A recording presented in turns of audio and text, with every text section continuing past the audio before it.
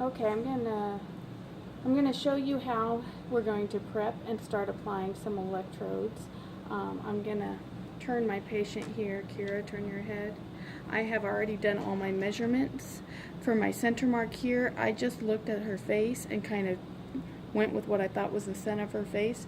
Again, you can take your tape measure and line it up with the corners of her eyebrows and take half of that and make your center mark as well. And then again, we have our 10% line up from our nasion when we measured our nasion to our inion. I already have my, turn your head again.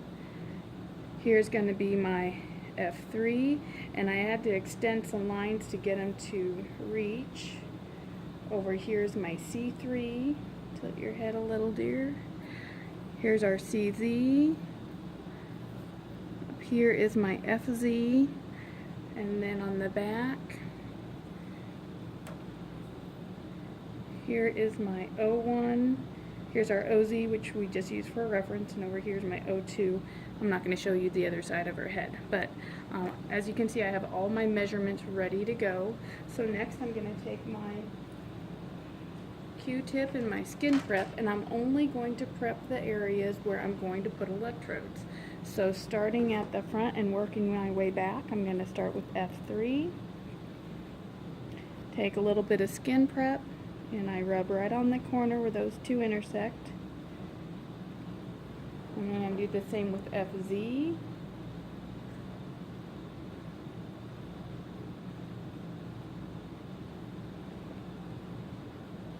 And I'm going to do my CZ. I'm not prepping very long here. See, I'm just pushing down and rubbing that skin prep on. I'm going to get my O's back here. Tilt your head forward a little. Find them. You can see long hair is much more fun to work with than a styrofoam head. Adds an extra obstacle for you if you're really up for a challenge. Find a friend with long hair to practice on. I'm going to do my O2, so I don't do OZ, I just do O1 and O2 in the back.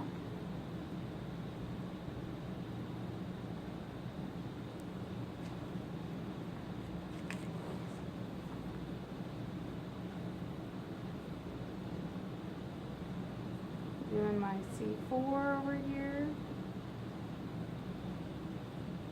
And my F4.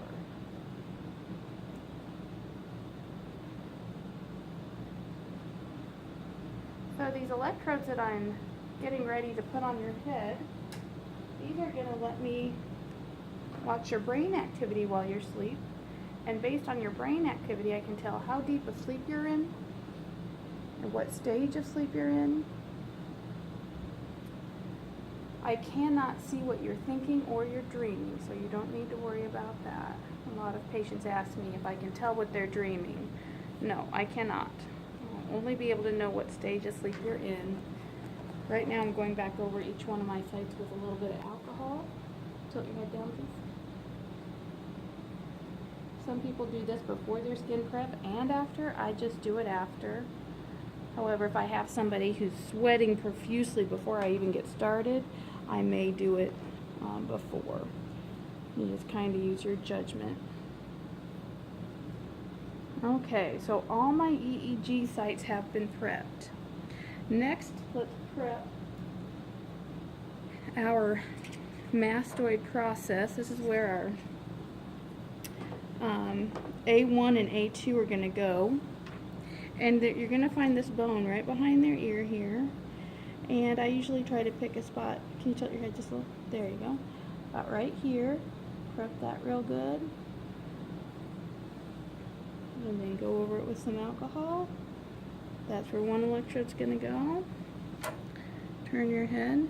And now we're going to do our eyes. So this one behind the ear, all of our EEG electrodes are going to reference either to the one behind the left ear or the right ear. And usually you go across the head, so your C4 electrode is going to attach to your A1 electrode when you reference them on your computer system. And then the signal you get on your screen is actually a measurement of the brain activity between those two spots. Same with your F4 to your A1. The signal you get on your screen is a measurement between F4 and A1. It's the brain activity that's happening between those 2 points on the person's brain, and that's how we can tell what stage of sleep they're in. Our F3 and F4 are really helpful for identifying stage 2 sleep because it helps us see K complexes and our delta waves. Our O1 and O2 are really good for identifying alpha waves. Okay, so for my eye electrode, there's this outer canthus, and it's a bone right here in their eye. Be careful not to poke your patient in the eye, but you're going to want to come 1 centimeter out from that and then down. You could take a measurement of it if you wanted, but you have a higher risk of poking your patient in the eye, which is not good. So I'm going to prep that area, then I go over it with some alcohol. Now on the right side, I'm not going to have her turn because it might knock the table over here, but we're going to do the same thing on the other eye, only this time we're going to go out a centimeter and up a centimeter. Again, be very careful you do not get the gel or the alcohol in their eye. Don't get crazy with it. Okay. The eye electrodes are important for helping us identify REM sleep. When we're in REM sleep, our eyes move. People theorize that, turn your head please, more, there we go, just like that, right there, that while we're dreaming, our eyes are watching our dreams like it's a movie that they're watching, and that's why our eyes move when we're in REM sleep. No one has proven that, but that's the general theory. So eye electrodes are very important for helping us identify REM sleep, as are the chin electrodes. I'm going to have you tilt your head back just a little bit. With our chin electrodes, you have your bone right here, and we're going to go about 1 centimeter up right in the middle here. And then we're going to put 2 on the underside. Now there's a lot of different theories as to where you should put your undersides, and different labs do it a little differently. Historically, I've put 1 right here and 1 right here. It's just 1 centimeter in from that bone there. So it's kind of a little soft spot. Beards and stubble are really hard to get a good prep. You really got to scrub on those because it's easier to get dirt and oil trapped in there. So you really got to use your skin prep good and your alcohol. The reason why our chin electrodes are so important is because they also help us determine REM sleep. When we're in REM, all of our muscles in our body are paralyzed aside from our diaphragm and our heart. And so our chin muscle, we use that when we're relaxed and when we're like talking, eating, smiling. So it's a very good muscle to accurately identify when a person is paralyzed. I'm going to stop this video here, and then our next video I'll show you how we're going to apply the electrodes in some of these spots.